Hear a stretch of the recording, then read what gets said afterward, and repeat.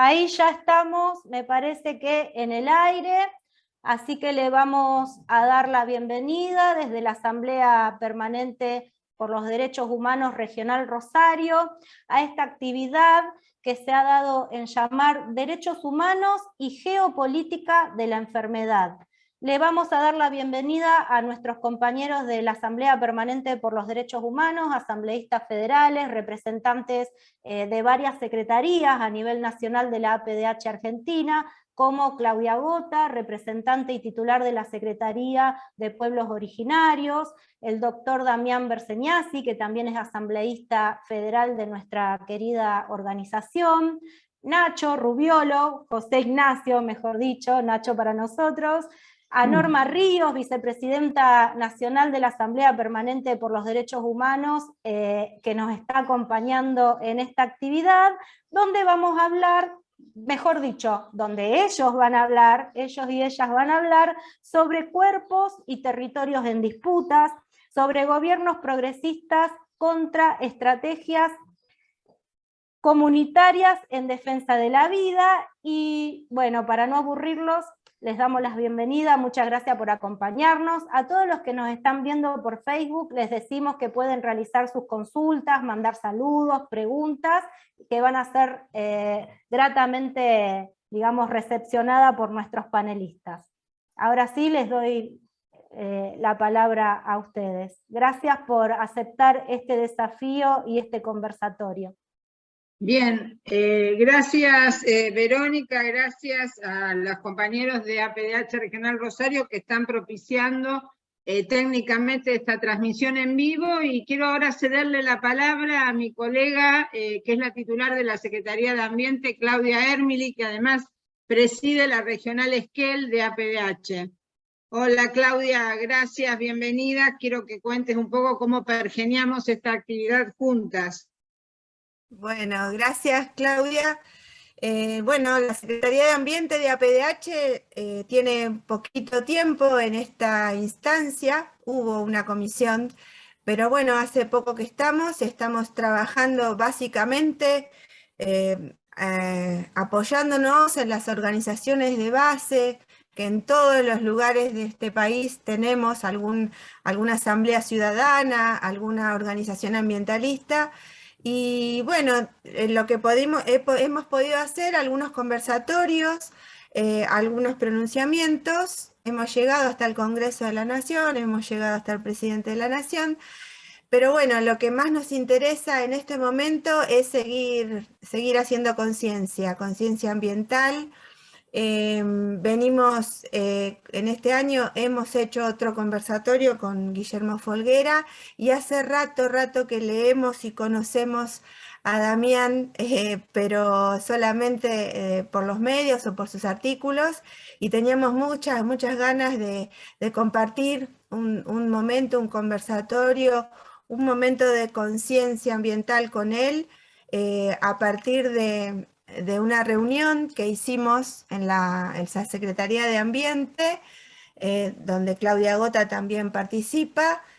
Bueno, salió esto que la verdad que nos alegra un montón, que desde la APDH Rosario se haya podido concretar. Nos pareció muy interesante conectar, o como hace Damián, ambiente y salud.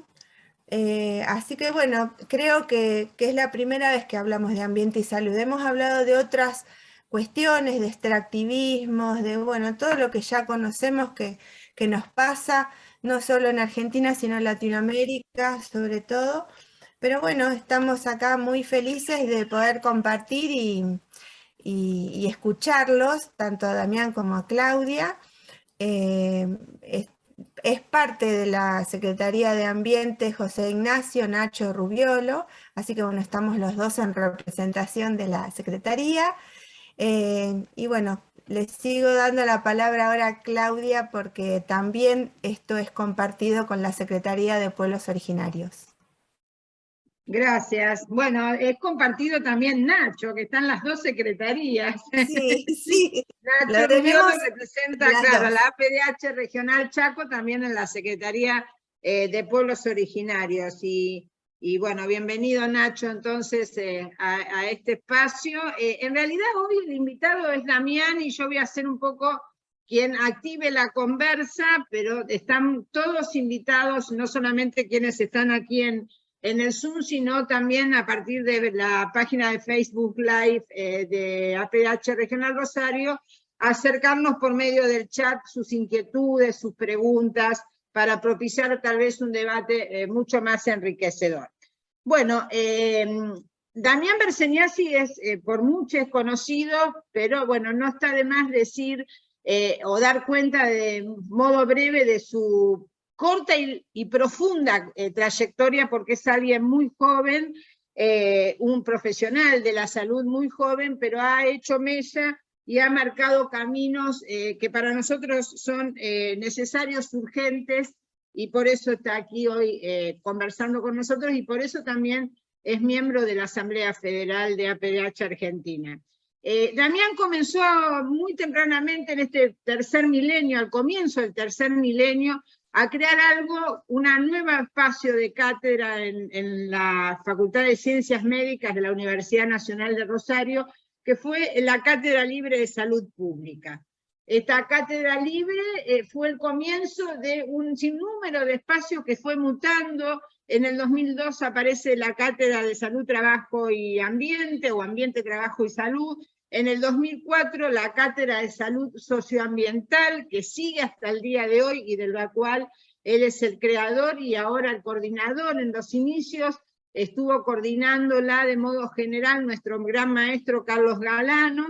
En el 2010 comienza un espacio dentro de lo que es la práctica final, como un dispositivo de evaluación que va a marcar un camino del cual ya no va a haber regreso en cuanto a lo testimonial de este sistema que nos enferma y nos mata, que fueron dentro de la práctica final para graduarse justamente de médico en esta unidad académica de la Universidad Nacional de Rosario, los campamentos sanitarios. Y inmediatamente, a los pocos años, crea lo que hoy, junto con un grupo de compañeros, nadie hace estas cosas solo, pero hay que reconocer que muchas veces hay figuras que motorizan estos espacios, y se da la creación del Instituto de Salud Socioambiental dentro de la misma facultad. Después empieza a haber una trayectoria que trasciende las fronteras, y es la presencia tanto en La Haya en el 2016, como único representante de estos lares, como testigo de ese juicio a Monsanto en La Haya, y después en el 2018 también en Ginebra.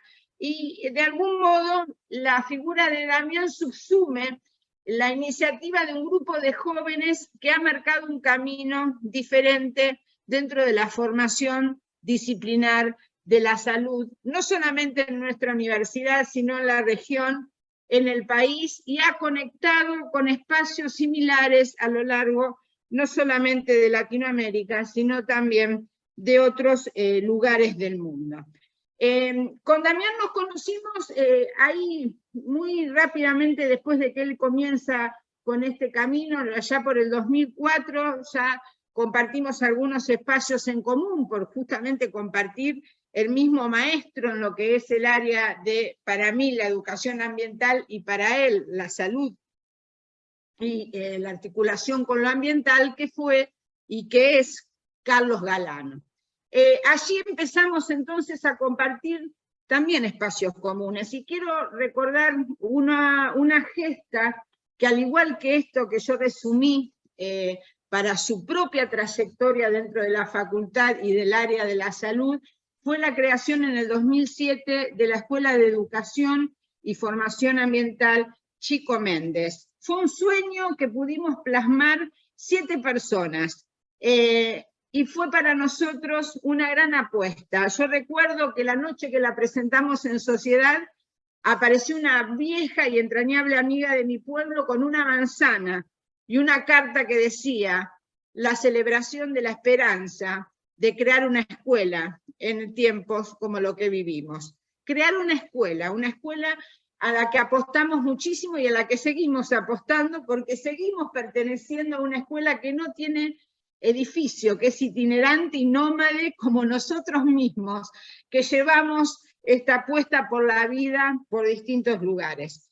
Pero hoy, como decíamos al comienzo, la figura para escuchar, para intercambiar, y esta conversa que voy a dinamizar yo, pero a la cual están todos invitados, es Damián, ¿no? Y en principio lo que me interesaría es recorrer juntos con él este camino del cual yo hice una breve síntesis, y tal vez retomar también un título de uno de nuestros primeros escritos como Chico Méndez, que fue el decir justamente de un chacarero de la zona: las perdices siguen poniendo huevos, pero ya no tienen cría.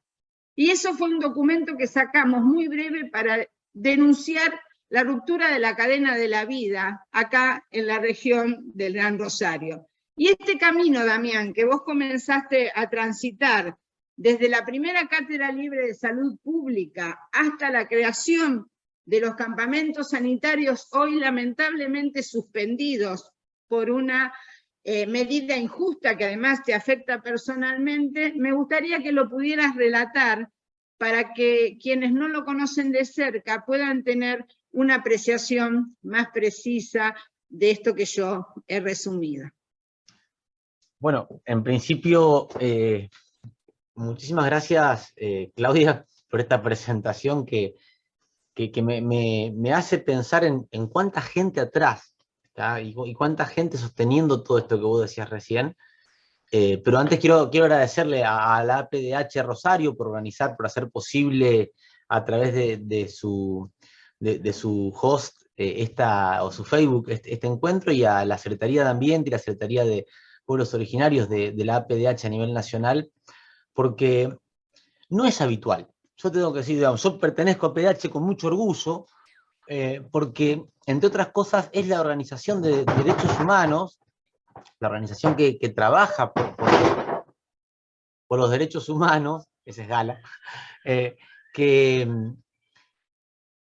ha incorporado en su agenda, antes que muchas otras organizaciones, como un elemento clave para pensar los derechos humanos, lo que ocurre en los territorios.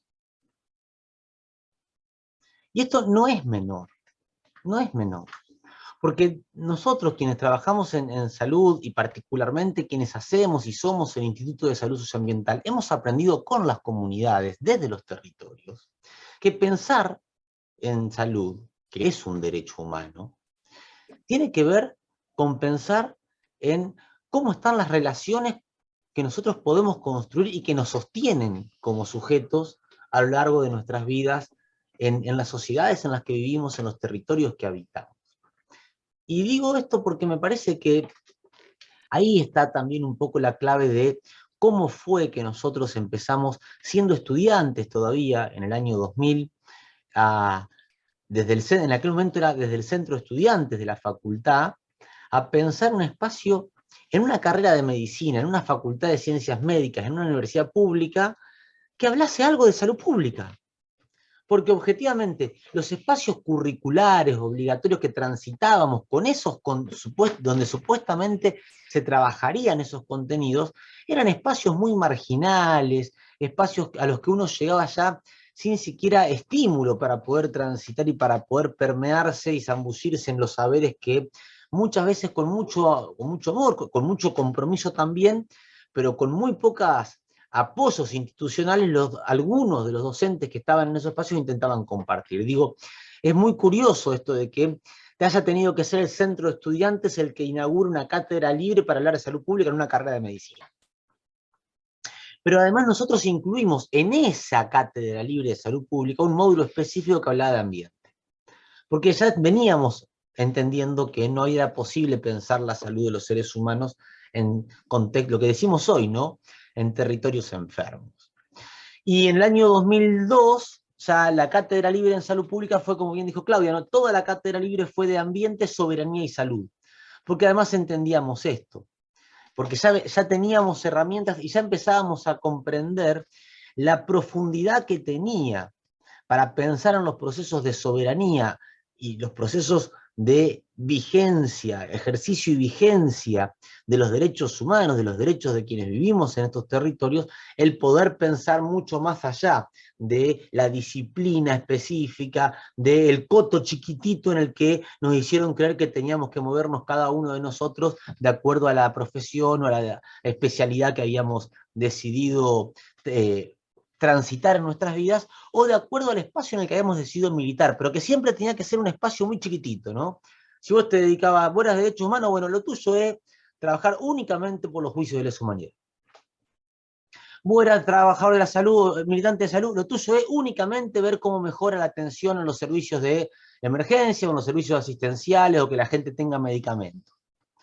Si vos te dedicas a la educación, lo tuyo es únicamente ver cómo se puede dar clase con vidrios en la ventana y un salario más o menos digno, y hasta ahí no te metas mucho más allá de eso.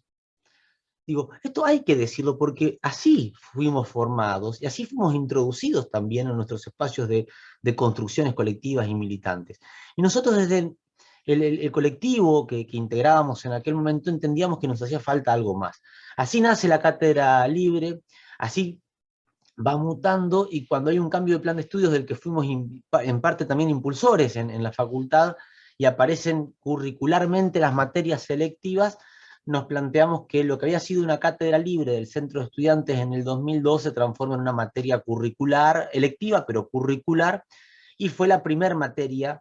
En América Latina no existía hasta ese momento otra experiencia de formación curricular de médicas y médicos que abordase la problemática de la salud desde la perspectiva del pensamiento ambiental latinoamericano, y ahí es donde nosotros hacemos nacer esto que construimos, que denominamos la salud socioambiental, no con la idea, con Claudia Gota hemos charlado mucho de esto, ¿no? Más de una vez, uno también, pero en general nos sentimos tentados, ¿no? De crear nuevos nombres y nuevas cosas como para que, esto lo dije yo y lo patenté, ¿no?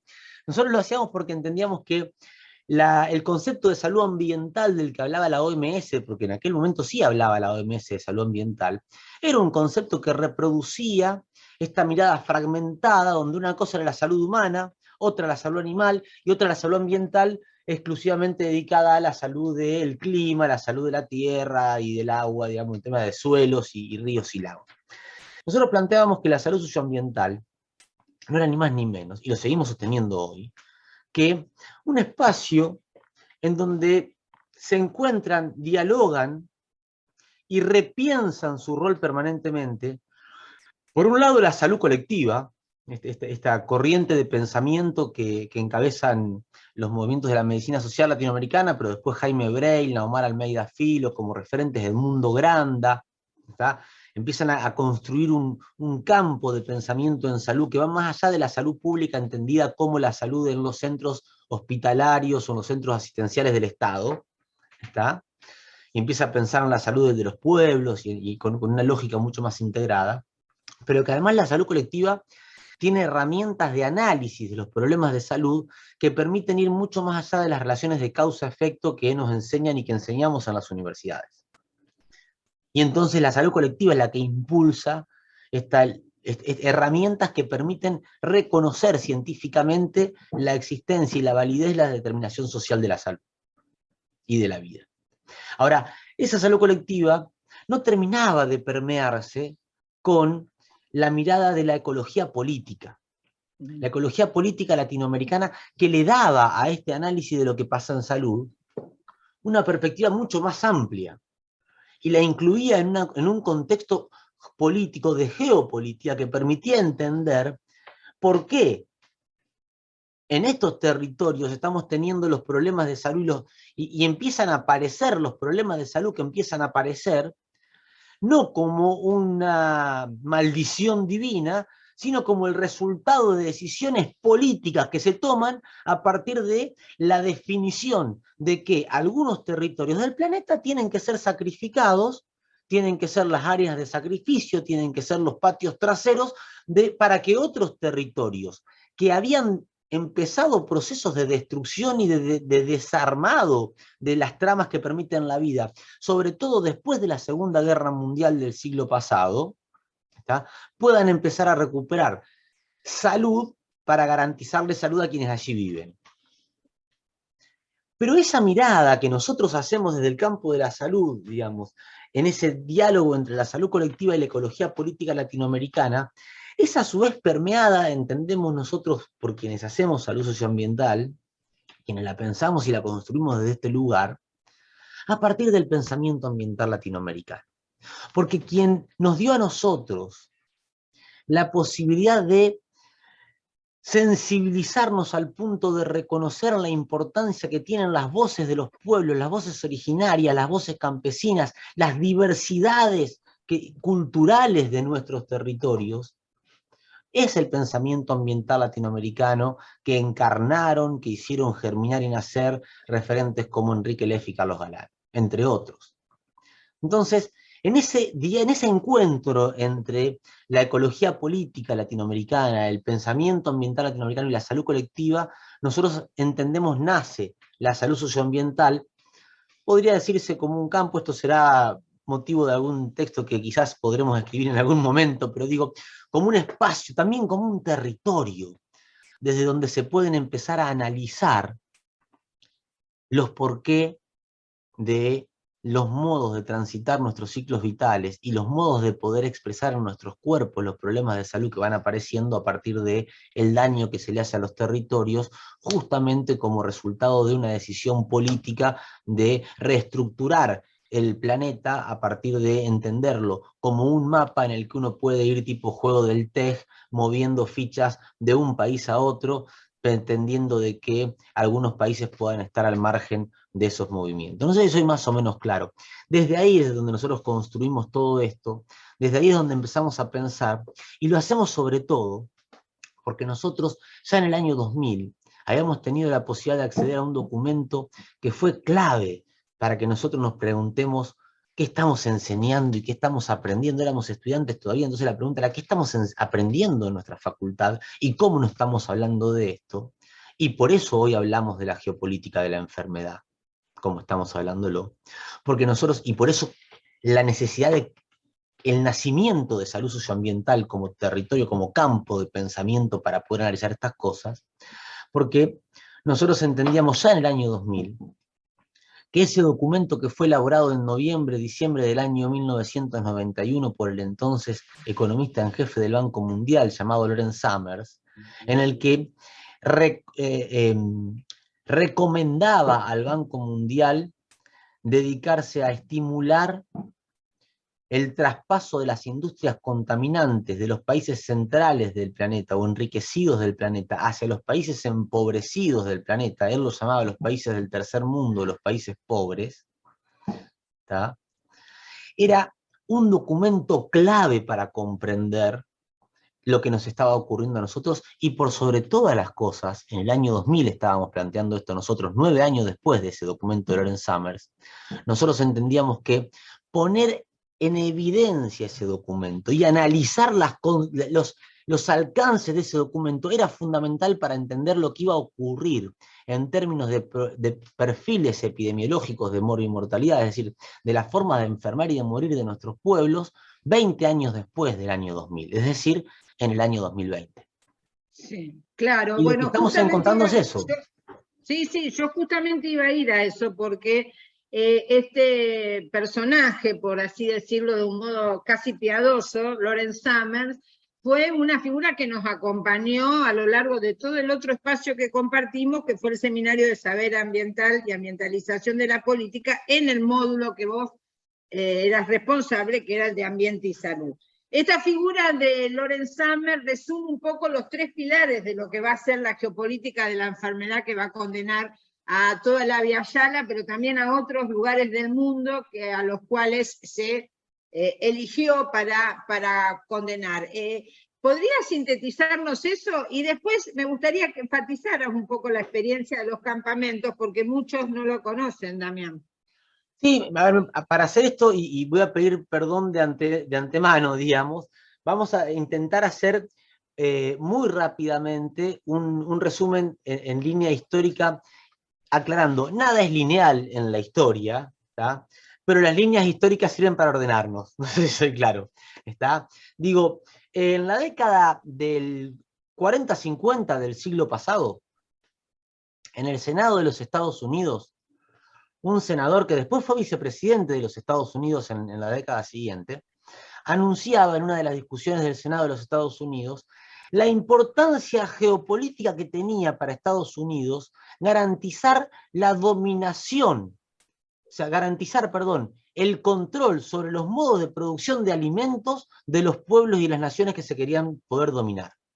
En palabras de Hubert Humphrey, que era este senador de los Estados Unidos, después vicepresidente de ese país, él decía que el pensar en una forma de poder dominar a los países de la mejor manera nos obligaba a pensar en cómo manejábamos los modos de producción de alimentos. Porque él decía, se imaginan un país que no tenga la capacidad de producir sus propios alimentos para su población. Sería un país absolutamente en crisis que necesitaría de nuestra ayuda para poder existir. Ese señor después fue vicepresidente de los Estados Unidos en un momento de la historia en la que aparecía otro personaje diciendo que si vos querés dominar a un gobierno, tenés que dominar el petróleo del país que ese gobierno tiene, pero si querés dominar al pueblo, tenés que dominar los alimentos. Quien dijo esto en la década del 60 del siglo pasado fue Henry Kissinger, que tuvo un rol extraordinariamente definido en la elaboración del plan más acabado y más extraordinariamente también eficiente y efectivo en cuanto al cumplimiento de sus objetivos de eliminación sistemática de seres humanos, fundamentalmente como una estrategia de domesticación, una estrategia de dominación, no solamente de los territorios, sino fundamentalmente de las cabezas de los pueblos que fueron marcados por el Plan Cóndor, que este señor Henry Kissinger elaboró en la década del 60 e implementó, no él, sino se implementó en América Latina en la década del 70. Y Henry Kissinger en la década del 60 en algunos de sus documentos decía que era vital para los Estados Unidos tener el acceso directo y sin restricciones a los territorios donde se pueda acceder fácilmente al agua y a tierras fértiles para la producción. Entonces, vuelvo a lo que decía al principio de este encuentro.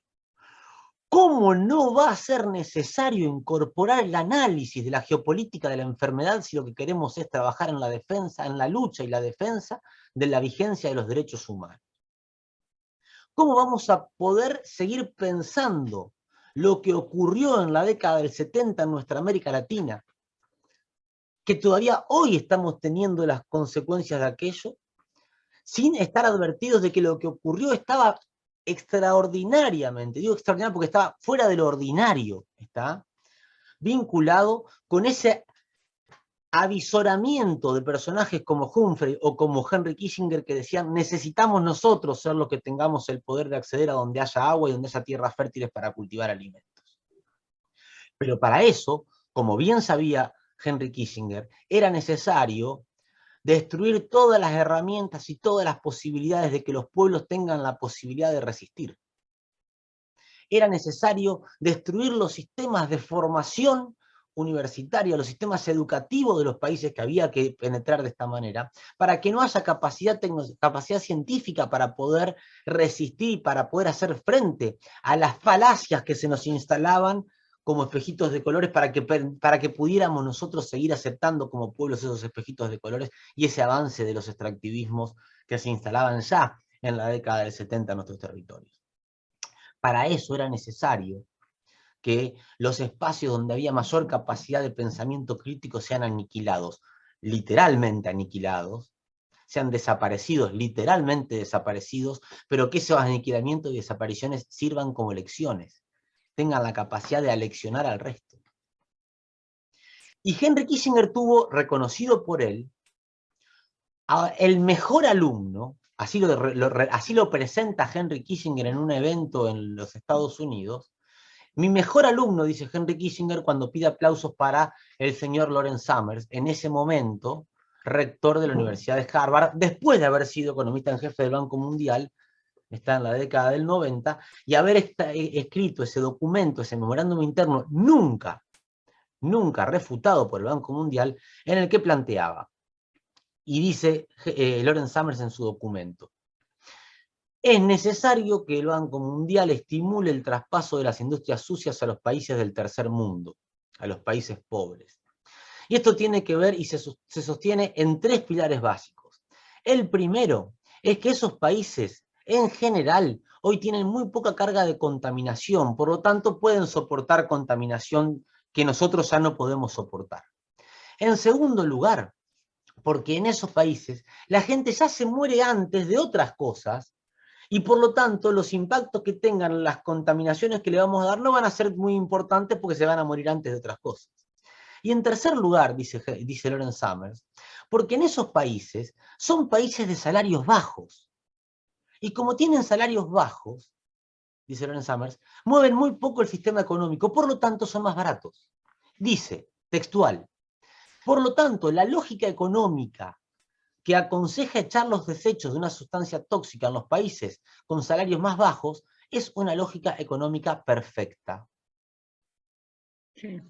A eso Dicho se le esto, escapó Lawrence Summers, lo que se le escapó a Lawrence Summers, que también teníamos ciertos sectores de quienes tienen capacidad y poder para tomar decisiones públicas que nos iban a entregar muy fácilmente, ¿no es cierto?, en los 90, que es, bueno, cuando se deja entrar la soja transgénica y se abre la puerta a todo este modelo de agronegocios que ha condenado en parte, no todo el extractivismo está vinculado a los agronegocios, pero fue un poco la punta de flecha que permitió todo lo demás, ¿no? Y allí entonces, retomando un poco lo que ha movilizado también los últimos eventos que ustedes han organizado desde el Instituto de Salud Socioambiental, la salud de la madre tierra y la de los pueblos, que es una sola salud, como ustedes dicen, comenzó a enfermarse, ¿no? Y Lawrence Summers tenía muy claro esto de que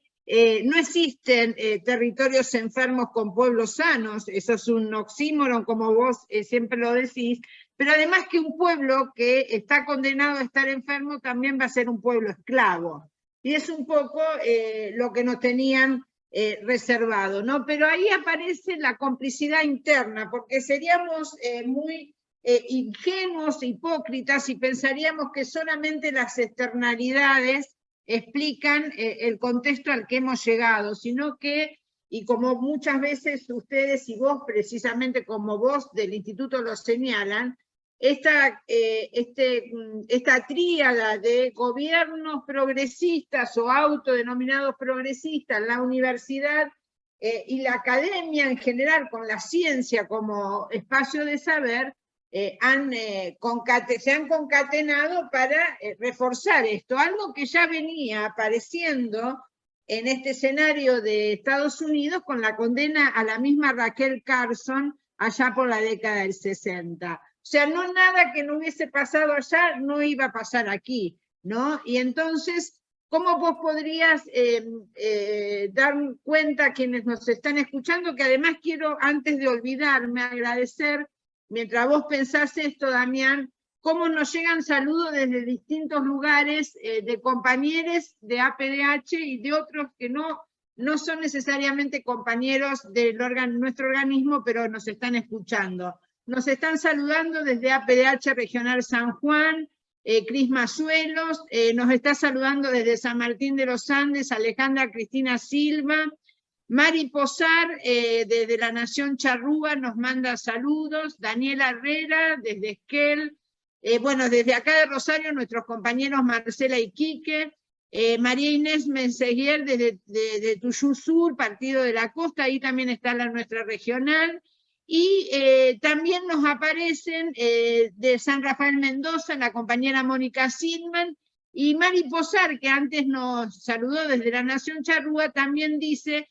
que en este contexto al que vos hacías referencia, Damián, aparecían también las teorías conductistas dentro de la psicología, como reforzando todo este método de control, ¿no? Y que por supuesto para Mónica Silman esto también está articulado con la privatización que se intentó hacer no tuvo del todo éxito de la educación, que sigue siendo un gran baluarte en la Argentina, la educación pública gratuita y de calidad, por la que luchamos también nosotros como docentes dentro de la educación superior todos los días. Pero me gustaría que más allá de que nosotros defendemos nuestro espacio de trabajo, del que somos también resultado, porque somos resultado de la educación pública, tenemos también claras las complicidades que muchas veces a las cuales nos enfrentamos y nos cuesta muy caro, entre esta alianza entre academia, ciencia, en este caso el CONICET, muy claro, un tipo como Barañao, que como dije ayer, fue ministro del gobierno CA y también del gobierno PRO, queda claro que para ellos hay otras cuestiones que no son negociables, ¿no? Sí, claramente esto que vos estás planteando, Claudia, que, insisto, tiene que ver con una... No podemos dejar de mirar, bueno, yo lo he aprendido mucho de vos también a esto de no podemos dejar de mirar la historia. No podemos dejar de mirar lo que ocurrió y cómo ocurrió. Si hoy tenemos sistemas educativos que son, y fundamentalmente la universidad, y esto lo voy a decir en absoluta conciencia de lo que digo, porque lo he dicho muchas veces, ¿no? Que son el principal reservorio del pensamiento hegemónico de la modernidad insustentable, porque hay que reconocer que son nuestras universidades y nuestras universidades públicas, a las que nosotros defendemos, a las que nosotros les hemos dedicado todas nuestras vidas en la defensa contra los embates en la década del 90 fundamentalmente, pero después también, ¿tá?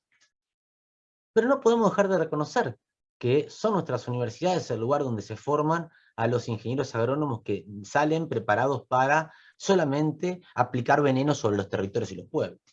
Que son nuestras universidades de donde se forman los ingenieros que justifican la destrucción de los territorios y las exploraciones con, por ejemplo, el hidrofracking de gas y petróleo en la región del sur de nuestro país. Y no en otras regiones porque no se lo hemos permitido. Pero hemos logrado, por una extraordinaria visión de las organizaciones y los pueblos que se adelantaron cuando vieron lo que estaba pasando en Vaca Muerta, que se frenen algunas exploraciones en Entre Ríos y también en la provincia de Santa Fe, que están sobre un yacimiento de gas y petróleo de esquisto tan importante como Vaca Muerta. Lo que pasa es que está debajo del acuífero guaraní. ¿Tá? Y ahí los que no permiten que se perfore eso no son nuestros gobiernos, sino son gobiernos del norte que necesitan que el acuífero guaraní les siga garantizando el agua que se lleva. Pero esto hay que decirlo, porque en Uruguay las áreas de explotación de gas y petróleo de esquisto están ubicadas en regiones donde se presentaron como son desiertos, no pasa nada, pero son las regiones donde el acuífero guaraní está más en la superficie, a solo 65 metros de la superficie. Para que tengamos una idea de cómo viene esto, ¿no? Son nuestras universidades las que forman a esos tecnocientíficos que se ponen al servicio del pensamiento hegemónico de la modernidad. Porque los ingenieros que defienden la megaminería a cielo abierto en nuestras cordilleras son formados en nuestras universidades. Porque los arquitectos que están embarcados en la deformación y destrucción de las tramas vitales de nuestras ciudades, a partir del avance de la especulación inmobiliaria y las construcciones en torre que nos han dejado sin derecho al sol, sin derecho al espacio verde, salen de nuestras universidades. Porque las médicas y los médicos que están absolutamente convencidos de que el único rol que tienen es el de aplicar medicamentos que les entregan las corporaciones de la industria química para poder cumplir su rol de tapar signos y síntomas, salimos de las universidades. Las médicas y los médicos que somos preparados para no ver las relaciones que existen entre los modos de producción y los modos de enfermar y de morir, salimos de las universidades. Y salimos de las universidades que son el resultado de lo que ocurrió desde el año 66 con la noche de los bastones largos en adelante. Por eso los golpes de Estado en América Latina, y particularmente en Argentina, tienen una vinculación directa con la necesidad de que en el siglo XXI estos territorios sean áreas de sacrificio. Totalmente. No venían solo por las 30.000 compañeras y compañeros desaparecidos y detenidos, venían para garantizarse que en el siglo XXI, que era el siglo en el que ya sabían, porque no solo Rachel Carson se los había anunciado en la década del 60 del siglo pasado, Rachel Carson fue el caso más paradigmático, más emblemático, pero hubo cientos y miles de científicos e investigadores que venían advirtiendo esto, ni más, para no ir mucho más allá, el documento de los límites del crecimiento que se elabora a pedido del Club de Roma tiene que ver con esto. ¿Está? Y entonces ya sabían lo que iba a pasar en este siglo. Lo del calentamiento global y la pérdida de la capacidad de ajustar la temperatura planetaria que el mismo planeta tenía por sus condiciones naturales, era sabido desde la década del 70 del siglo pasado. Había sido anunciado. Hay modelos matemáticos que obviamente, aún los más pesimistas, hoy resultan optimistas de qué es lo que iba a pasar con el clima en estas épocas. Ellos lo sabían y por eso se adelantaron. El documento de Summer del año 91 es previo a lo que se conoce en el ámbito de la salud como el documento Invertir en Salud, que es el documento que en el año 94 el Banco Mundial elabora y donde establece claramente, para el que lo sabe leer, a dónde tiene que poner la plata, a dónde tiene que invertir la plata aquel que tiene plata para ganar plata con las enfermedades de las poblaciones. Y eso lo explica claramente el Invertir en Salud, que dice, hay que desmantelar los sistemas de atención públicos en América Latina. El que tiene plata tiene que invertir en sistemas de diagnóstico costosos y de tratamientos costosos para que los estados le paguen a los privados que hagan esas inversiones, los tratamientos de aquellos que puedan garantizar esos tratamientos, porque Sí, se van a empezar a enfermar de esas cosas. Y a la par trasladan todas las industrias sucias y imponen un modelo productivo que nos va a enfermar y a condenar, ¿no? Es todo un mismo paquete. Digo, ahí está la relación. Por eso nosotros hablamos de la geopolítica de la enfermedad como una categoría que tenemos que incorporar en nuestros análisis, para incorporar en nuestro discurso, no para hacerlo discursivo, sino para poder hacerlo carne en la centralidad de nuestras luchas en la defensa, entre otros, de los derechos humanos.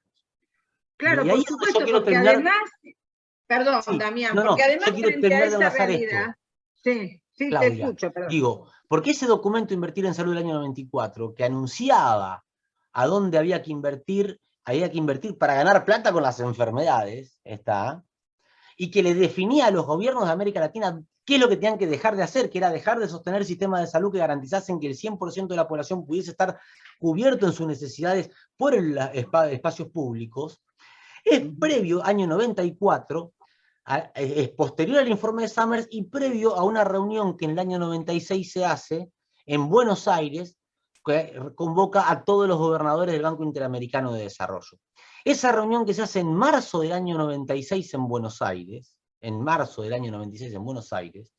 es una reunión que tiene, entre otros, como visitantes a la reunión, al entonces subsecretario del Tesoro de los Estados Unidos, Lawrence Summers, que en el año 91, en ese documento del que hablamos antes, había dicho que para poder garantizar ese traspaso de industria sucia de los países ricos a los países pobres, en realidad es de los países enriquecidos a los países empobrecidos, era necesario que el poder financiero internacional, y ahí venía el rol del Banco Mundial en esto, estimulase las inversiones en obras de infraestructura para la integración regional que garantizase en 4 áreas estratégicas una infraestructura que no tenía América Latina a principios de la década del 90 y era fundamental para que se instalen esas industrias extractivas. ¿En qué áreas? Energía, porque sin energía no pueden funcionar. Agua y saneamiento, porque el extractivismo es hidrodependiente, no hay extractivismo sin agua. Agua y saneamiento. Transporte, porque si yo produzco algo acá, tengo que poder sacarlo rápidamente. Y transporte es hidrovía, es autopistas, es Puente Rosario-Victoria, es el canal bioceánico. Y la cuarta es telecomunicaciones, porque si yo tengo mi oficina donde cobro el dinero en Estados Unidos o en Europa, y la parte donde se produce en el sur del mundo, necesito saber en simultáneo qué es lo que está ocurriendo para no perderme. Esas 4 áreas de inversión que Lawrence Summers identifica y explicita en el documento del 91, son tomadas en el año 96, y fíjense qué fecha. El 24 de marzo de 1996, la cumbre de los gobernadores del Banco Interamericano de Desarrollo anuncia, en una mesa donde estaban sentados el entonces presidente y el entonces ministro de Economía, el señor Cavallo, que el Banco Interamericano de Desarrollo y el poder financiero internacional iban a invertir en América Latina por los próximos 10 años de 16.000 a 20.000 millones de dólares por año en obras que presentan como de infraestructura para la integración regional de Sudamérica.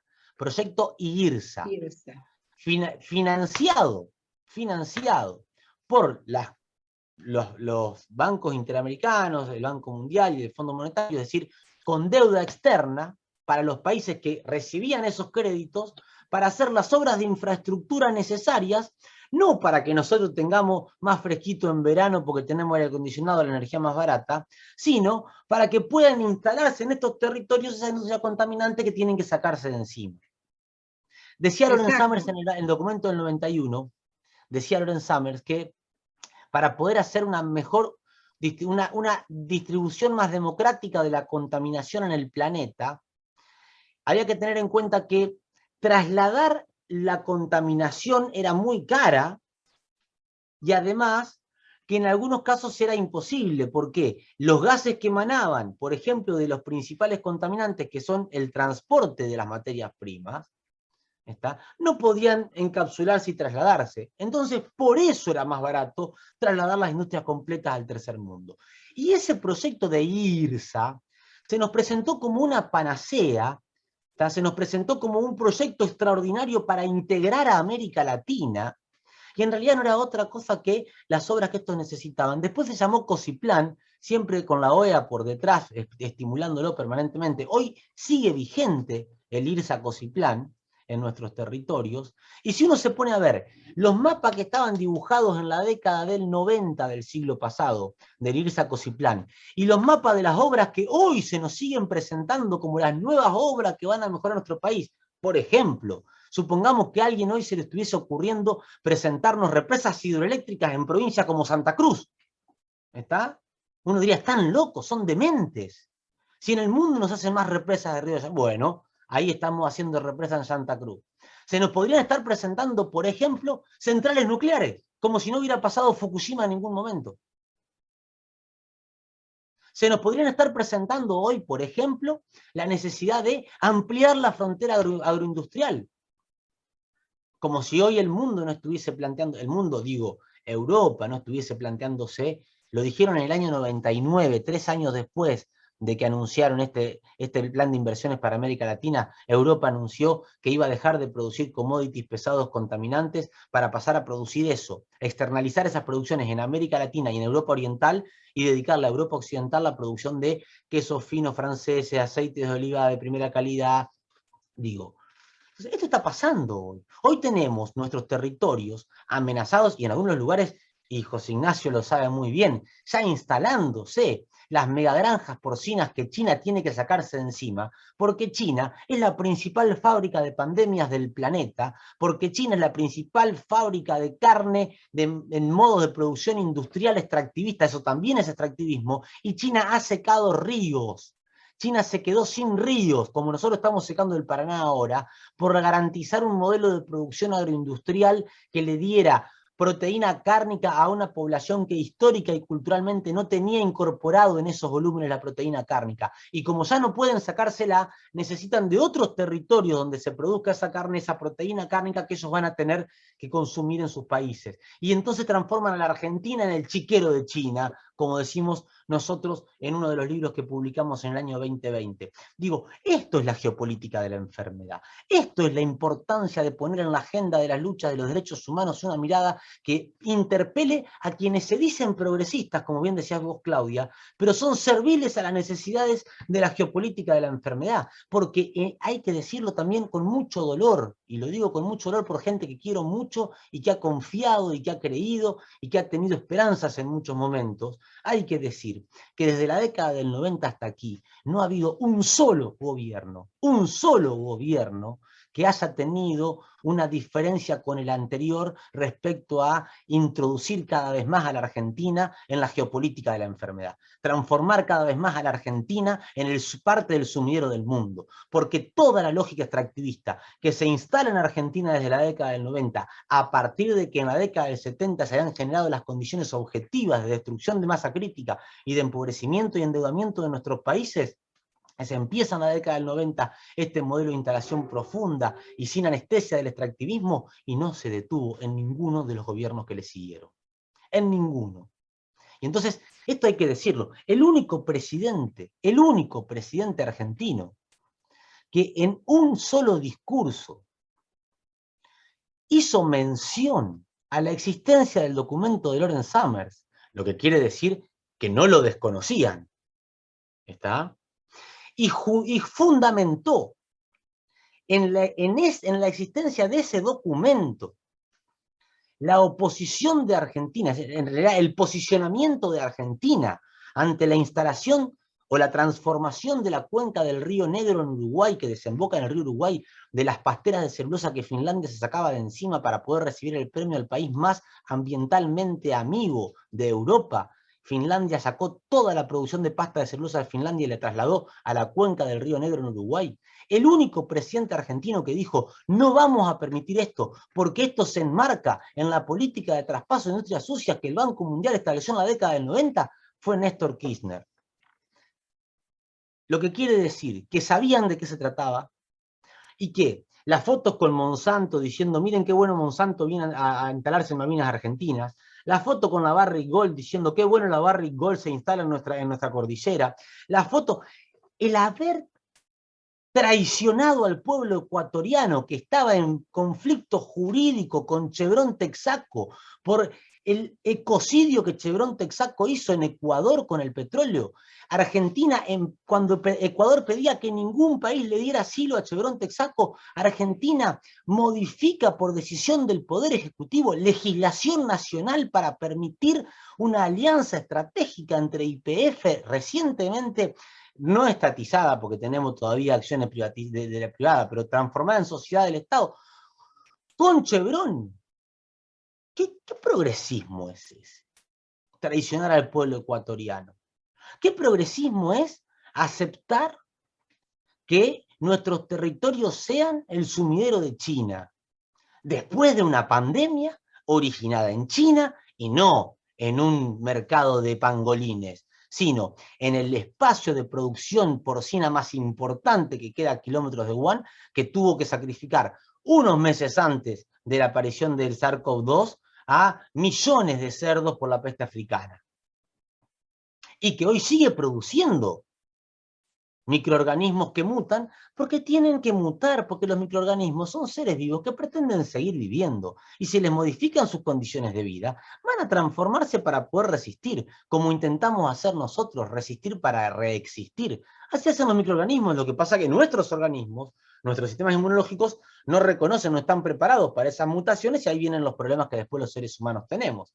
Y le echamos la culpa a los pobres pangolines, a los pobres chanchos de la gripe porcina, a los pobres pájaros o gallinas de la gripe aviar, le echamos la culpa, siempre la culpa de los camellos, la culpa de los animales, cuando nosotros somos los que generamos las condiciones objetivas para esa transformación, esos saltos genéticos de los microorganismos que ponen en jaque la vida humana tal como la conocemos. Todo eso tiene que ser analizado, tiene que ser puesto en discusión.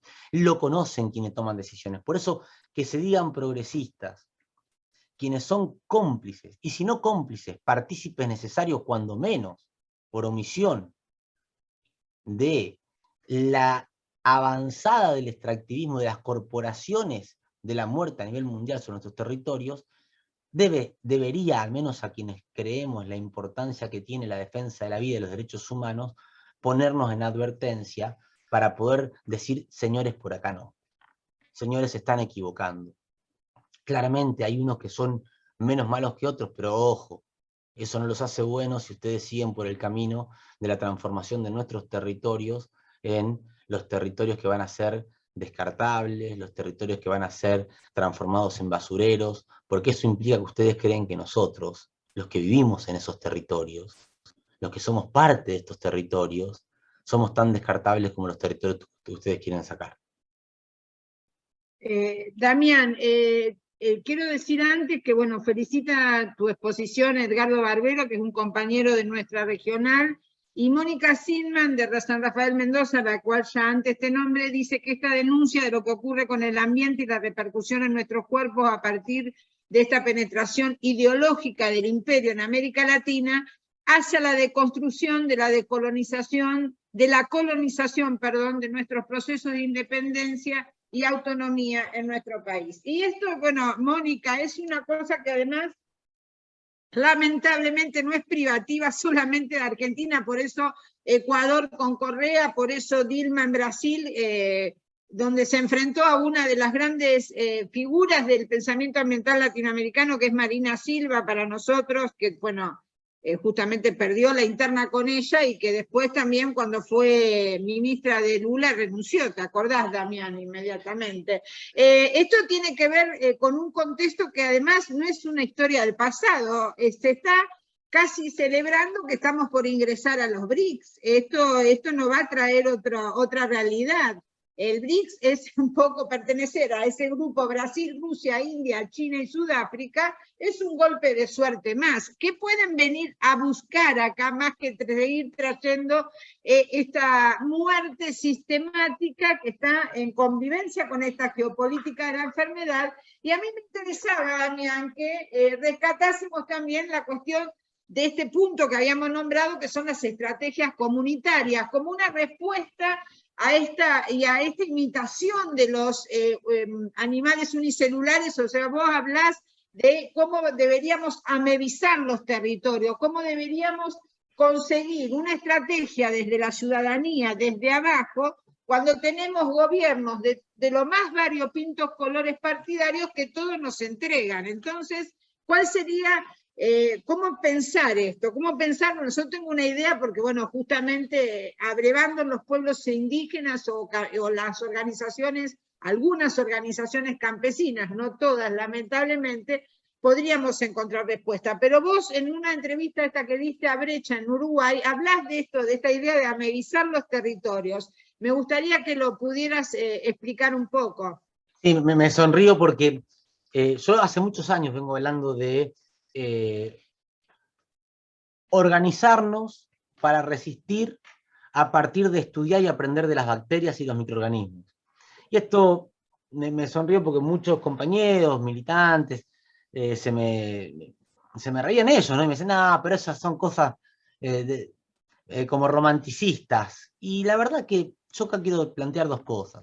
En primer lugar, así como dije que las universidades son el principal reservorio del pensamiento de la modernidad insustentable, tengo la obligación ética, moral, de decir que también en las universidades hay espacios de resistencia extraordinarios para poder hacer frente con una relación de fuerzas absolutamente despareja, pero para poder hacer frente a ese pensamiento, y que en algunos momentos tienen más presencia, en otros tienen menos presencia, en algunos momentos tienen más fuerza, en otros tienen menos fuerza, pero a eso me refiero cuando hablo de los movimientos amebianos y de los mundos microbianos en las resistencias. Digo, uno tiene que reconocer, a ver, vos decías, Claudia, ¿no? Los campamentos sanitarios existieron porque en algún momento habíamos logrado acumular una fuerza suficiente como para poder garantizar que la evaluación final de los estudiantes de medicina de Rosario, en vez de ser un múltiple choice o un examen ficticio de contame qué haría si viene una persona con este problema, sean los territorios vinculándose con las comunidades, escuchando, y con el estudiante de medicina que pretendía recibirse de médico, demostrando que sabía escuchar, que sabía registrar lo que escuchaba, que sabía analizar ese registro que generaba, que estaba en condiciones de garantizar registros que pudieran ser leídos por otro, para que entonces puedan ser cargados en sistemas de análisis que permitan tener estadísticas serias de lo que está ocurriendo con la salud de nuestros pueblos, pero que al mismo tiempo pudiera entender en los contextos en los que se desarrollan los problemas de salud los procesos históricos. Digo, eso no se logra con un múltiple choice, ni se logra encerrados en un aula haciendo 4 o 10 preguntas. Claro, para los docentes es más cómodo eso, y entiendo por qué, aunque sean comunistas y revolucionarios las actuales autoridades de la Facultad de Medicina de Rosario, hayan preferido volver al múltiple choice o volver a exámenes orales adentro de la facultad en un simulador que seguir en los territorios, sobre todo cuando se dieron cuenta que no podían manejarnos a nosotros para acumular políticamente para su partido. Digo, eso me parece que también hay que decir, porque no es una cuestión de, insisto, esto, un color partidario u otro. Acá hoy hablan de derechos de los trabajadores en las cámaras de diputados, y hablan de derechos de los trabajadores en todos lados, lo mismo que, siendo conducción de la Facultad de Ciencias Médicas de Rosario, han sacado el cargo a compañeras y compañeros docentes, a los que primero los sacaron de las aulas y después les sacaron los cargos porque no están en las aulas, porque ellos los habían sacado, porque en realidad pertenecían al Instituto de Salud Socioambiental y al equipo que había sostenido durante 10 años los 40 campamentos sanitarios que permitieron recorrer 40 localidades donde hablamos casa por casa con más de 250.000 personas y pudimos escuchar de sus propias bocas cuáles eran los problemas que tenían, y 6.000 estudiantes, más de 6.000 estudiantes se graduaron de médicas y médicos escuchando y viviendo durante 5 días los que viven y padecen los que viven en esos territorios fundamentalmente afectados por la agroindustria transgénica de los venenos que se instalaron en nuestros territorios. Entonces, ahora, eso es posible, digo, esos espacios de resistencia que existieron. Yo cuento que es el que nosotros construimos desde el instituto, pero hay cientos de estas experiencias, miles de estas experiencias en todas las universidades públicas de nuestro país. Son posibles porque hay diversidad, porque todavía existe esa forma de organizarse de la diversidad, y porque los pueblos y las comunidades alzan sus voces para despertar a quienes en la comodidad de los claustros universitarios muchas veces no estamos advirtiendo lo que está ocurriendo por afuera. Sin pueblos organizados, sin comunidades organizadas, sería más difícil que la universidad estuviese prestando atención a lo que está ocurriendo hoy afuera. Yo tengo que decirlo, felizmente hoy entiendo, nuestra universidad, la Universidad de Rosario, tiene espacios maravillosos de resistencia, de luchas y de construcciones colectivas, siempre colectivas, porque las resistencias y las construcciones que son capaces de garantizar el triunfo de la vida son siempre colectivas. Por eso agradezco la presentación que vos hacías, Claudia, al principio, cuando me presentabas y hiciste la aclaración, después de contar todo eso, que todo eso en lo que yo participé, todos esos espacios, esos momentos que pudimos ir marcando en la agenda de la historia de nuestra universidad y nuestro territorio, no fueron Damián Berseniazzi. Fueron un colectivo de compañeras y compañeros, a veces estudiantes, a veces graduados, a veces docentes, a veces no docentes, que decidimos ponernos en comunión a trabajar para transformar la realidad con nuestras manos, en conjunto con los pueblos desde la universidad. Entendimos, como decía Julio González, que el principal objetivo del reformista no tiene que ser el mejorar su propia vida, sino que es preparar la universidad para que la universidad sea una herramienta de transformación de las personas que por ella pasen, y que esa herramienta de transformación sirva para transformar la realidad en una realidad donde el trabajo no sea un castigo y la salud no sea un privilegio. Y por eso creo en la importancia de pensar en el mundo microbiano, porque en el mundo microbiano no hay un solo ejemplo de resistencias, sobre todo de las bacterias, que pobrecitas están atacadas por antibióticos permanentemente, cuando muchas veces en realidad las bacterias que más padecen a los antibióticos que le incorporamos a nuestros cuerpos y a nuestros territorios, porque el 75% de los antibióticos que se fabrican y venden y usan en el mundo no se usan en seres humanos, y esto hay que decirlo, se usan en la producción animal de cría intensiva industrial de animales, y eso después pasa a nuestros cuerpos sin que estemos advertidos, y eso genera en nuestros cuerpos resistencias y problemas serios a la hora de poder encarar tratamientos después, pero eso es para otro conversatorio. ¿Tá? Las bacterias se defienden en colectivo, las bacterias se defienden en tribus, se defienden en colonias, en grupos, y eso es lo que yo creo que nosotros tenemos que empezar a aprender de las bacterias. Esas formas de organización en grupo, donde no pelean entre ellas para ver cómo todas las bacterias terminan siendo igual a la bacteria que aparentemente es más fuerte, porque saben que eso sería el inicio del fin, esa homogeneización, esa homogeneidad sería el principio del fin de ellas. Lo que garantizan es la diversidad, lo que garantizan es la existencia y el cuidado de que haya muchas diferencias, porque saben que a mayor diversidad, mayor posibilidad de triunfar en su estrategia de resistencia. Y si nosotros somos capaces de estudiar eso y de aprender eso, habremos, creo yo, ganado una gran puerta, una gran posibilidad de construir otro tipo de resistencias que nos permitan reexistir. Nosotros decimos, estamos muy próximos a sacar un libro con las memorias del 6º Congreso Internacional de Salud Socioambiental que se hizo el año pasado, y el título de ese libro va a ser seguramente Recordar, del Recordis de Galeano, para resistir, para reexistir. Desde esos lugares nos estamos convocando. Y hablamos de las amebas, porque las amebas, además de ser milenarias y estar en el mundo mucho antes que nosotros, nos enseñan con su simpleza y su complejidad al mismo tiempo, la importancia que tiene para sobrevivir el ser capaces de flexibilizarnos. Nuestras sociedades occidentales fundamentalmente nos enseñan a ser rígidos, nos enseñan a broquelarnos, a endurecernos. Digo, el idioma médico es un idioma plagado, construido alrededor de la lógica bélica.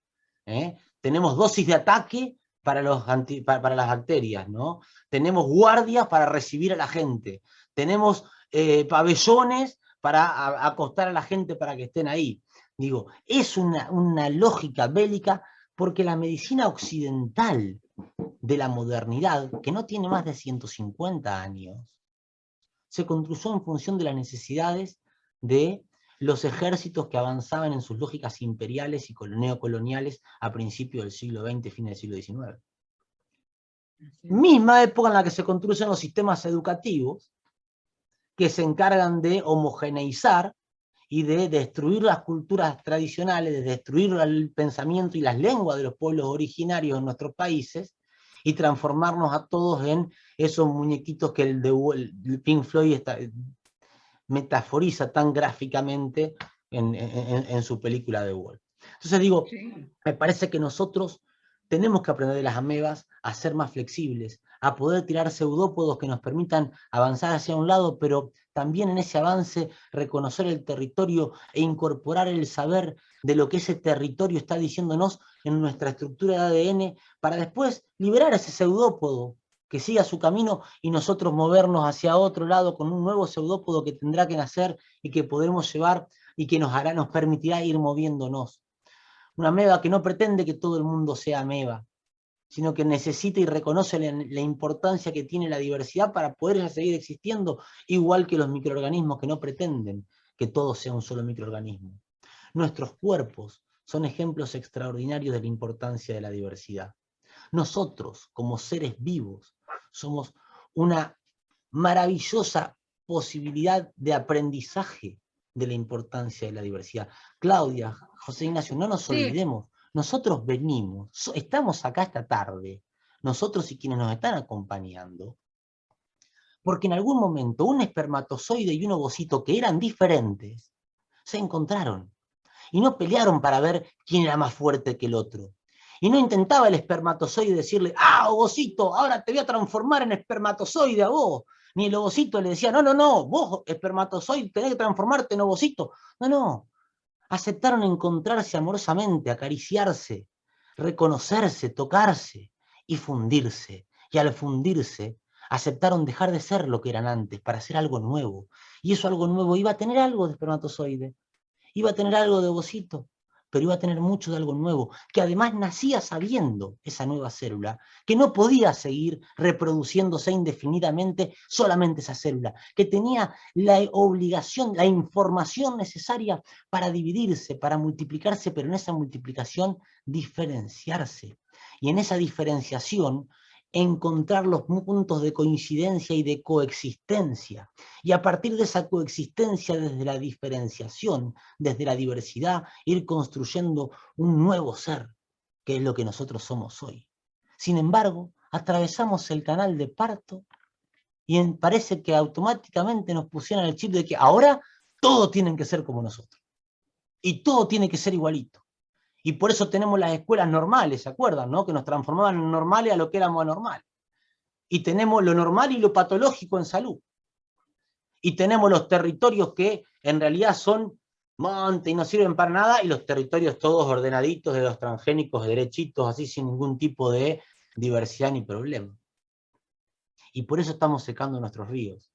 Y por eso estamos perdiendo los nutrientes en nuestros alimentos, porque ya nuestros suelos no tienen nutrientes. Porque una vaca que come, que nace, que se cría y que muere adentro de una caja, a donde lo que come una vaca, un chancho, un gallo, una gallina, digo, un pollo, lo que come es lo mismo que come la vaca, el chancho, la gallina, porque es un alimento construido con cereales que las vacas, por ejemplo, nunca comieron en su historia de la evolución, por ejemplo, está. Una vaca que además no camina, porque si no camina se engorda más rápido. Una vaca que no tiene sol, una gallina que no tiene sol, un chancho que no tiene sol. Digo, claramente no va a poder generar ni siquiera la calidad de la proteína, la calidad de la grasa, la calidad que necesita, por ejemplo, el organismo que después va a alimentarse de ello. Porque un alimento, una verdura, una fruta producida en base a transgénicos, o sea, modificaciones genéticas que la homogeneizan, y en realidad la homogeneizan para recibir más venenos, lo único que tiene es mayor carga de venenos y menos carga de nutrientes que la que tenía la original. Y eso estamos incorporando a nuestros cuerpos convencidos de que estamos comiendo lo mismo que nuestros abuelos. No, señor. No, señor. Y si estamos comiendo eso y no alimentos de verdad, es porque modificamos nuestros territorios para tener otras formas de producción de comidas que no son alimentos, que no vienen a resolver los problemas del hambre del mundo, sino que vienen a garantizar las necesidades de mayor lucro de las corporaciones que pueden vender veneno, pueden vender comida, pueden vender oro, pueden vender petróleo, no les importa mientras haya alguien que lo pueda comprar. Así es, Damián. Y entonces, un poco esto que hoy estamos evaluando es que no solamente no hemos podido aprender de lo diverso y de la cooperación de otras especies, sino que la hemos condenado a partir de estos modelos donde solamente se busca ganancia y competencia, hasta ellos en su composición genética los estamos condenando. Y entonces los pueblos que muchos de ustedes pudieron visitar en esos campamentos sanitarios, aparece un fenómeno que esto que ya no nos morimos de viejos, sino que nos estamos muriendo lamentablemente por este sistema al que nos hemos visto condenados. Muchos de nosotros no hemos podido decidir. Se nos han impuesto este modelo. Y acá quiero transmitirle un agradecimiento de una de las compañeras que nos está escuchando y que es colega tuyo, que dice que emociona tu elocuencia y tu interpelación a los trabajadores de salud y que les honrás en su profesión médica, y es María Elvira Gauna, una gran compañera del sur. También Sergio Marioni, que es compañero acá de la PDH Regional de Rosario, está recordando cómo en los 80 muchos militantes estudiantiles íbamos a trabajar a los barrios, ¿no? Y allí, entonces también esta experiencia de territorios que están acá nomás, pero que son tan diversos en la urbanidad, donde también se manifiestan estas otras formas de estar siendo, ¿no? Y yo mientras te escuchaba, recordaba a estos grandes maestros, cuando vos decís, bueno, por supuesto, vos sos la cara, y también la cara más condenada de todo esto que marcó una forma de pensar la salud pública, la salud socioambiental en la Facultad de Ciencias Médicas. Para quienes no lo conocen, el caso de Damián es un caso paradigmático en el castigo también, porque él ha sido muy castigado y muy perseguido por los quien hoy tienen un poco la sartén por el mango en esta unidad académica. Pero también nosotros tuvimos grandes maestros perseguidos, Andrés Carrasco, Javier Rodríguez Pardo, quienes ya no están con nosotros, y sabemos cómo también, a pesar de que ellos representaban logros y compromisos colectivos, ese emergente, esa cara que representa esta lucha colectiva es también la que se castiga, y eso también tenemos que ponderarlo, porque el jefe de la manada es defendido por su especie, y eso nosotros también lo hemos olvidado. No sé si hay alguna pregunta, si vos querés agregar algo más, si no yo después quiero leer algo que es de otro maestro nuestro, que es Eduardo Rosenbach, que lamentablemente ya no está con nosotros, pero habla un poco de esta tragedia humana, de olvidarnos de la cooperación y de la forma de estar siendo en el mundo de otras especies a las cuales los pueblos indígenas siempre han imitado y han valorizado en esa idea de comunidad de vida. Te dejo la palabra para ver si querés dejarnos algún otro mensaje. Si hay alguna pregunta, por favor, en el chat. Yo para ir cerrando, Claudia, porque ya llevamos casi 1:20, y darle también un poco de respiro a las compañeras y compañeros que nos acompañaron hoy. Dos cosas. Primero, como bien dijiste vos, ¿no? Andrés Carrasco para nosotros es un referente indiscutido. Andrés fue quien nos impulsó después del segundo, cuando estuvo con nosotros en el segundo Congreso de Salud Socioambiental, a que creásemos el Instituto de Salud Socioambiental. Por eso el instituto nace en septiembre del año 2013, a partir de la propuesta de Andrés. Javier Rodríguez Pardo, ya agarra acá, Javier estuvo presente en el primer Congreso de Salud Socioambiental que se hizo en el año 2011, así en abril del 2011, en este libro que pudimos editar, Recordar un ejercicio saludable, están las memorias y está la participación de Javier en ese congreso, que este libro lo editamos, ya ha fallecido Javier, y fue también una especie de homenaje a él. Digo, Javier, para los compañeras y compañeros que nos están viendo, si no lo conocen, es uno de los máximos y más, para mí, importantes referentes en las luchas ambientales en América Latina, en Argentina. Bueno, los compañeros de Esquel y de Chubut lo deben recordar permanentemente por su lucha antinuclear y por sobre todo por su ética y su coherencia. Igual sí, que Andrés antiminera, uno de los fundadores del No a la Mina.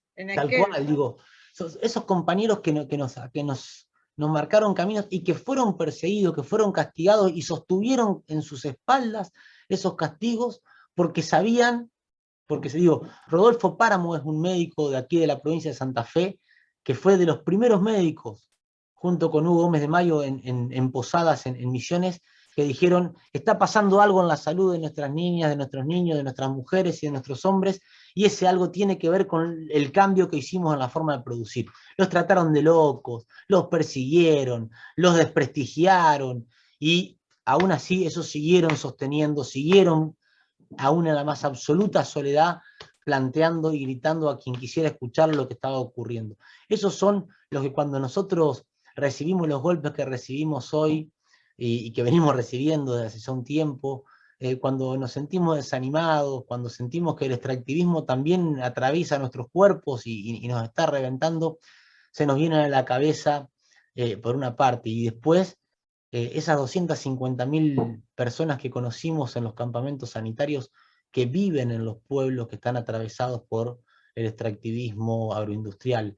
Pero las compañeras y compañeros de los pueblos originarios y campesinos que fueron expulsados y que siguen siendo expulsados, las compañeras y compañeros que en Chubut pelean contra todo tipo de Estado y de poder político, independientemente del color, que permanentemente son expertos en traiciones al pueblo y en las avanzadas a favor de la megaminería. Los pueblos resisten, los compañeros de Mendoza, los compañeros de Catamarca, de San Juan, de Tucumán, en todo el país tenemos compañeras y compañeros que resisten y que se juegan la vida, literalmente hablando, en esas resistencias. Entonces nosotros que somos docentes en la universidad pública, que tenemos el privilegio de poder haber estado en la universidad en un país en el que solo el 1% llega a la universidad y lo puede terminar, nosotros que tenemos la posibilidad de vivir en ciudades donde una perilla te permite abrir la luz y una canilla tener agua, sentimos que, muchas veces sentimos, no digo que esté bien, pero sentimos que no tenemos derecho a claudicar. Y a veces eso no está bien, a veces eso no está bien, porque, y esto lo digo pensando en voz alta, no necesitamos más mártires. Las luchas socioambientales, que son las luchas de los derechos humanos, que son las luchas de los derechos de la naturaleza, la lucha del derecho a la vida, no necesita más mártires. Necesita militantes y necesita compañeras y compañeros que estemos en condiciones de sostenerlas por mucho tiempo, porque nos queda mucho por luchar todavía. Y tenemos que encontrar la forma. Yo no soy el mejor ejemplo, no puedo serlo, vengo de transitar unos meses terribles con la salud deteriorada, entre otras cosas por lo que pasa en facultad, pero muy deteriorada, pero creo que esto también me permitió a mí aprender o empezar a reflexionar sobre estas cosas. Tenemos que aprender a cuidarnos entre nosotros para poder seguir cuidando al resto de los compañeros, pero no porque nosotros los vamos a cuidar, sino porque a veces uno dice, no, pero si yo apago el teléfono a la noche y pasa algo y me llaman, no se pueden comunicar conmigo, y como yo no les puedo dar una respuesta, pero nosotros necesitamos que el teléfono en algún momento sea atendido.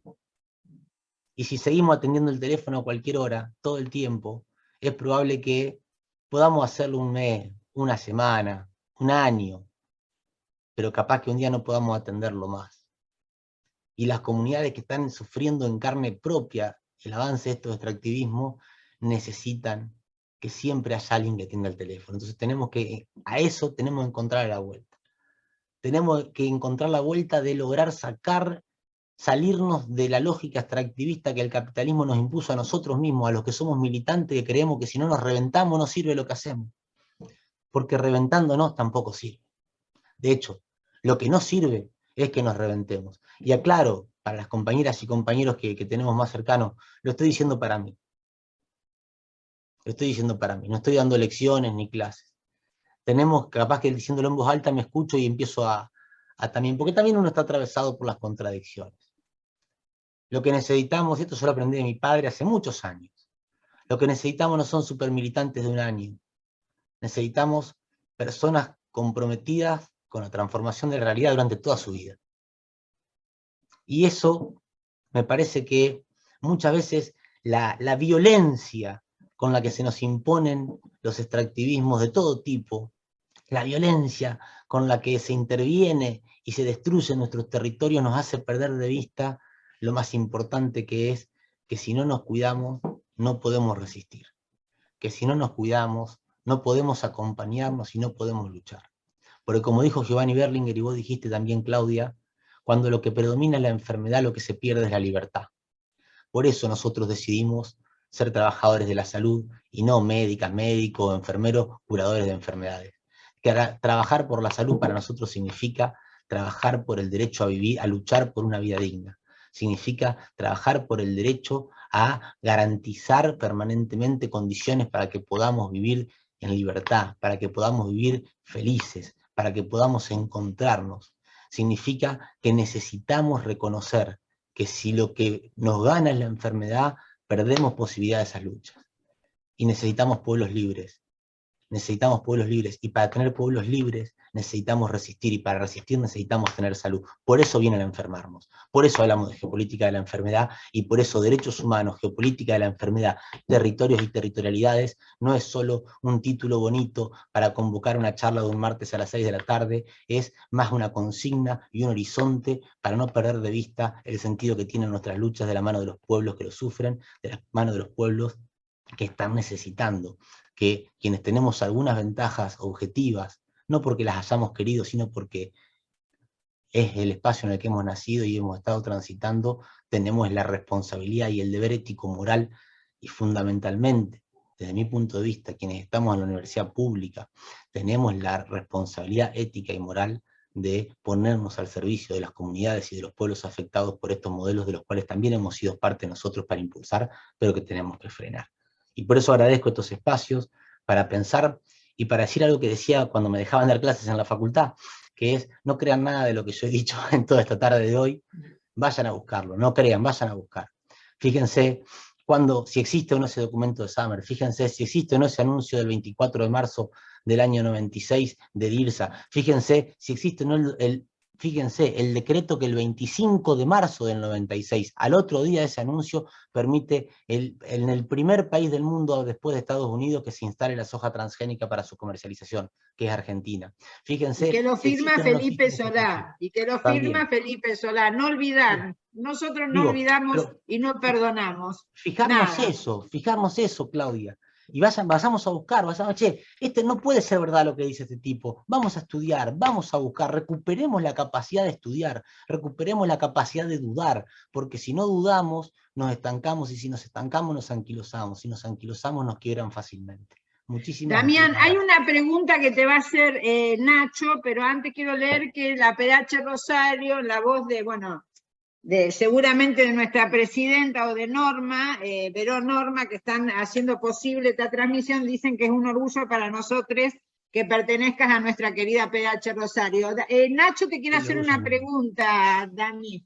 Sí, Nacho. Bueno, gracias, Claudia. En primer lugar, voy a poner esta fotografía. Imagínense que estoy sentado, como estoy tomando mate, eliminando la virtualidad, admirado por ese compartir de esas ideas que, como dice recién Damián, la verdad, Damián, sinceramente estoy emocionado porque hacía tiempo que no escuchaba una persona que tenía la capacidad de sintetizar muchas de las lecturas políticas, muchas de las lecturas, digamos, de los que nos consideramos un activista o un activismo desde muy jóvenes. La verdad que te agradecemos mucho por este acompañamiento.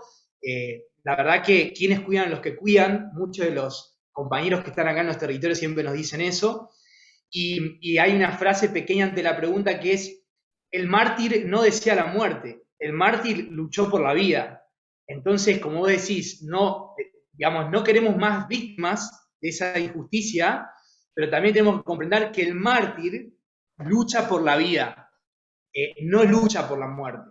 Entonces, eso es fundamental para comprenderlo, por eso creo que claramente es indudable que luchás por la vida y que queremos que ese militante siga difundiendo esto. Así que te agradezco mucho acá desde Chaco, de corazón. Así que bueno, la pregunta es esta, de la ecología política que vos lo planteás, me parece que es un espacio epistémico para poder discutir ciertas ideas y nuevas prácticas políticas, digamos, y sociales. Tenemos un contexto de geopolítica de la enfermedad, digo, en eso coincidimos, por lo menos en mi lugar. Tenemos un contexto de pandemia. No se discuten desde la mirada de la salud comunitaria los síntomas de esas cuestiones, ¿no? Digo, desde mi lugar como abogado que está acá en Chaco, la pregunta a mí es, bueno, en la justicia ambiental, digo, de esta mirada, en este espacio de ecología política, con todo este contexto, ¿no? ¿Qué considerás que a corto plazo necesitamos nosotros para lograr esa justicia ambiental, que en este caso es una justicia ambiental por la salud comunitaria, ¿no? Como decís vos, digo, porque estamos encontrando esas cuestiones también, cuáles son esos desafíos que a corto plazo tenemos como activistas, para también poder llevarnos a esos aprendizajes que estás teniendo, porque también hay una demanda tuya, una interpelación, necesitamos eso, ¿no? Desde el lugar de la justicia ambiental para la salud comunitaria, en síntesis, desde un espacio de discusión de la epistemología y de la ecología política, perdón. ¿Cómo lo ves? En primer lugar, primero que nada, muchas gracias, Ignacio. Perdón mi extensión, pero digamos, no, pero la verdad que aprovechaba. Gracias por el aporte y los conceptos que vertiste, pero a partir de tu pregunta yo pienso que algo que es muy importante es que nosotros, y puede parecer una nimiedad, pero no lo es, créanme, al menos para mí no lo es, que nosotros también tenemos que dar la lucha, o quizás tengamos que concentrar un poco la lucha en que los sistemas de derecho, los sistemas sanitarios, los sistemas educativos, se alejen del pensamiento de la causalidad y la linealidad causal que el positivismo de fines del siglo XIX y principios del siglo XX nos metió como la única forma de poder pensar. Digo, el mundo no es lineal, los problemas no son de relaciones de causa-efecto, los problemas son construcciones, son procesos históricos, sociales, culturales, que no pueden ser medidos en una relación de causa-efecto. Entonces, mientras nosotros sigamos teniendo justicia basada en el derecho positivo, que existe la demostración de una relación de causa-efecto para poder establecer el origen de una lesión, en términos de, yo soy médico legista, digo, y mi tesis de mi especialidad tuvo que ver con el rol que tiene la epidemiología dentro de la medicina legal en los casos de lesiones por contaminación ambiental. ¿Te imaginas lo difícil que es poder lograr que quienes vienen del campo del derecho, digamos, o quienes son abogados o jueces, entiendan y acepten que hay modelos de análisis que son mucho más cercanos a la realidad que esos modelos absolutamente artificiales propios de una ciencia que nació en a fin del siglo XIX, principio del siglo XX, para romper el dogmatismo religioso, pero rápidamente se transformó en el nuevo dogma y en el nuevo Dios, y por lo tanto perdió su capacidad de transformación y revolución que significó el animarse a hacer preguntas sobre lo que no se podía preguntar. Es como nosotros siempre decimos, nuestra lucha no es para tener el garrote, aunque digo, insisto, ¿no? Hay quienes desde el comunismo revolucionario siguen creyendo que hay que tener garrote, porque esa es la revolución, para poder pegarle con la cabeza que no piensa como uno. Nosotros decimos, no señor, nosotros luchamos para que no haya más garrote, no para tener el garrote nosotros. Queremos sociedades donde no haya garrote, porque no tenemos ni garroteados ni garroteadores. Y necesitamos sistemas jurídicos que se basen en las lógicas que hacen posible la vida. Porque la vida no es el resultado, como nos quisieron hacer creer desde Darwin para acá, de la supervivencia del más fuerte. Digo, Darwin plantea la idea de la supervivencia del más fuerte, que en realidad tampoco lo dijo exactamente así Darwin, pero le sirvió al que le pagó el viajecito de estudio a Darwin, que no fue ni más ni menos que el poder económico inglés que estaba necesitando, con la aparición y la fuerza de la revolución industrial, justificar científicamente la explotación del hombre por el hombre y de la naturaleza por el hombre. Y entonces el discursito y el cuento del que somos el último eslabón, después de nosotros nada, y somos el último eslabón, porque somos el eslabón que llegó a partir de la supervivencia del más fuerte, calzaba perfecto. Ahora, los que de verdad estudiaron la biología, los que de verdad estuvieron investigando cómo fue que la vida es posible, cómo es que la vida es posible, antes que Darwin, durante Darwin y después de Darwin, con mucho menos marketing que Darwin, claramente, han demostrado, han evidenciado, y no han dejado, en eso sí, no han dejado duda, de que la vida es el resultado de la cooperación, del mutualismo y de la solidaridad. Entonces, si la vida es el resultado de la cooperación, del mutualismo y de la solidaridad, los sistemas sociales, los sistemas humanos deberían estar organizados en función de los principios de la cooperación, el mutualismo y la solidaridad. Y los sistemas jurídicos deberían estar pensados de la lógica de la cooperación, el mutualismo y la solidaridad. Y los sistemas sanitarios deberían estar pensados de la lógica de la cooperación, el mutualismo y la solidaridad. Y los sistemas educativos también. Digo, no desde la lógica de la competencia, de la actitud del más fuerte y de la meritocracia. Hoy los sistemas jurídicos, sanitarios, educativos, políticos, están pensados con lógica de confrontación, con lógica de guerra permanentemente. Esta grieta que se nos instala absolutamente ficticia, como ya hemos demostrado en las cosas trascendentes, no hay grieta, no hay diferencias, no son más que herramientas que tiene el poder para mantenernos distraídos en discusiones que no resuelven ni transforman la realidad, y que terminamos discutiendo de qué se viste uno y de qué se viste el otro, en vez de estar discutiendo qué es lo que están haciendo unos y otros en los territorios que están habilitando. Y mientras tanto nosotros nos perdemos la posibilidad de, en unos y en otros, encontrar actores con los que podemos abrazarnos.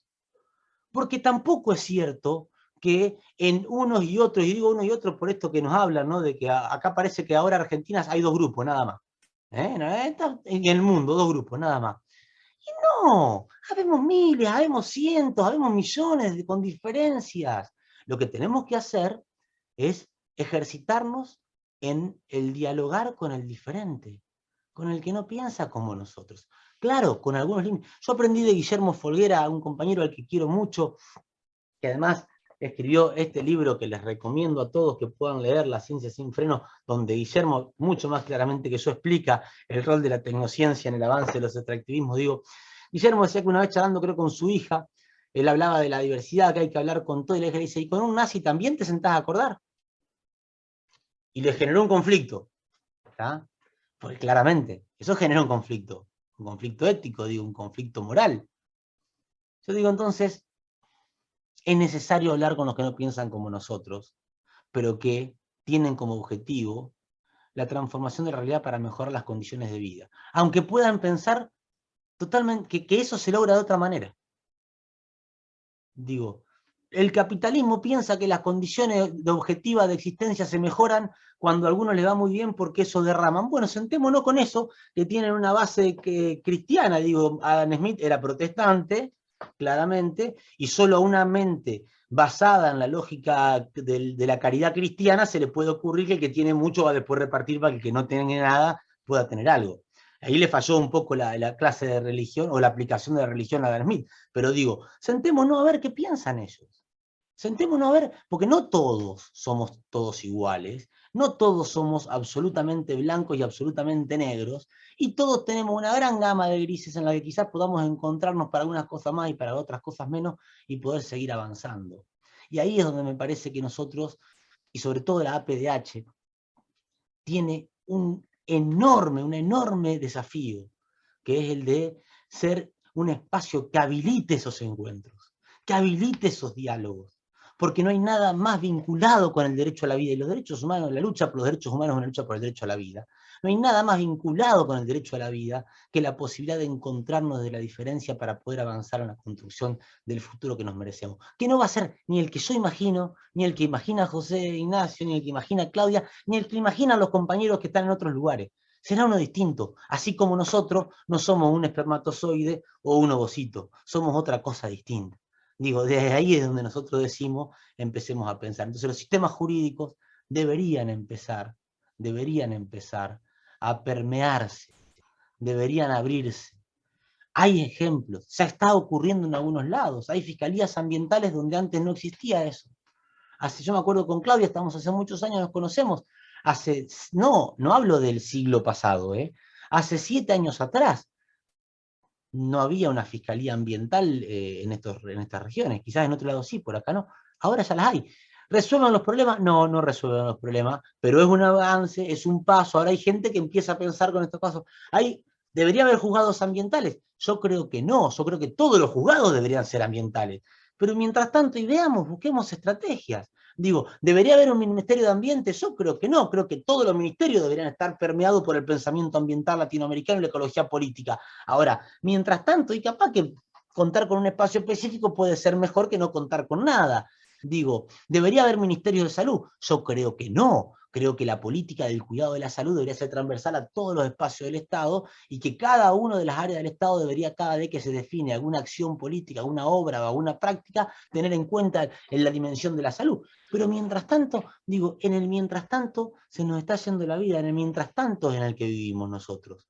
Y en ese mientras tanto me parece que tenemos esos desafíos que son muy fuertes, que son muy grandes, pero al mismo tiempo, creo, nos permiten acercarnos en la cotidianeidad a aquellos que no piensan exactamente igual que nosotros, que no queremos que piensen igual que nosotros, pero con los que necesitamos encontrarnos para buscar los puntos en común que nos permitan transformar la realidad.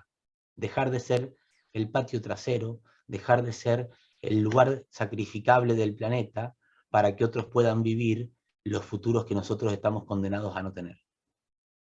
Gracias, Damián. Gracias por este mensaje final. Gracias, Nacho. Hay agradecimientos desde la Secretaría de Ambiente, nuevamente Daniela Herrera y Mónica Sinman, compañeras que agradecen este conversatorio, este mensaje llamando a la solidaridad, a luchar desde el campo de la salud por la transformación de una vida digna. Yo para terminar quiero traer, y Nacho, este maestro nuestro, al que Damián y yo conocimos, estimamos mucho, que es Eduardo Rosenberg, en la historia del universo ecológico de Gran Chaco, Etnias y Árboles, nos deja un mensaje que creo que es plausible de que hoy lo escuchemos. Dice lo siguiente: permítanme concluir con un mito toba, incluido en el texto hallado por el profesor Palavecino en la década del 30. Se llama El mundo se quemó. Por eso lo leo, porque nosotros se nos está incendiando el mundo. El incendio había empezado en el norte, pero la gente se había salvado metiéndose en una cueva. Cuando pasó el fuego, la gente salió cambiada. Apareció una anciana, miró y fue oso hormiguero. Luego salió un viejo que también miró. La tierra estaba como ladrillo y entonces él fue tigre. Una muchacha de collar, linda, fue el pecarí de collar. Después una mujer medio morena miró y se transformó en el chancho del monte, el jabalí. Luego salieron un hombre y una mujer. Y por eso no se transformó. Porque primero salió el hombre, no quiso ver. Quedó largo mirando el suelo y por eso él no se transformó. Quedó hombre nomás. Después salió la mujer, quería mirar, pero el hombre no la dejó. Entonces ella tampoco se transformó. Y con la mujer y el hombre se formó la gente, se casaron y sus hijos son la gente de ahora, los Lanagasik. Retomo la imagen fortísima del hombre que no quiere ver lo que está pasando, dice Eduardo Rosenberg. Las consecuencias del incendio del paisaje, la tierra convertida en ladrillo y el hombre no quiere ver. Si Keynes logró sintetizar el estado de ánimo de las élites diciendo que en el largo tiempo todos estaremos muertos, y si Galbraith retomó la idea para juzgar el hiperpresentismo casi suicida de la ciudad del bienestar, la metáfora prometeica del mito Toba, resumen entonces todo este episodio. Nos dice que el ser humano es tan relevante como cada una de las especies que habita la Tierra, pero solo él, pudiendo ver, no quiso, y por no querer ver, se quedó hombre no más, no más. Eduardo Rosenberg, un maestro poco conocido, poco leído, un gran maestro para todos nosotros. Muchas gracias, Damián, muchas gracias, Norma y Vero, por hacer esto posible, muchas gracias Nacho, representando a la Secretaría de Ambiente y también a la Secretaría de Pueblos Originarios, y a Claudia Ervili, que no pudo quedarse hasta el final, pero es la Secretaria de Ambiente de APDH Argentina, y por supuesto esperemos volver a encontrarnos prontamente en este espacio. Muchas gracias.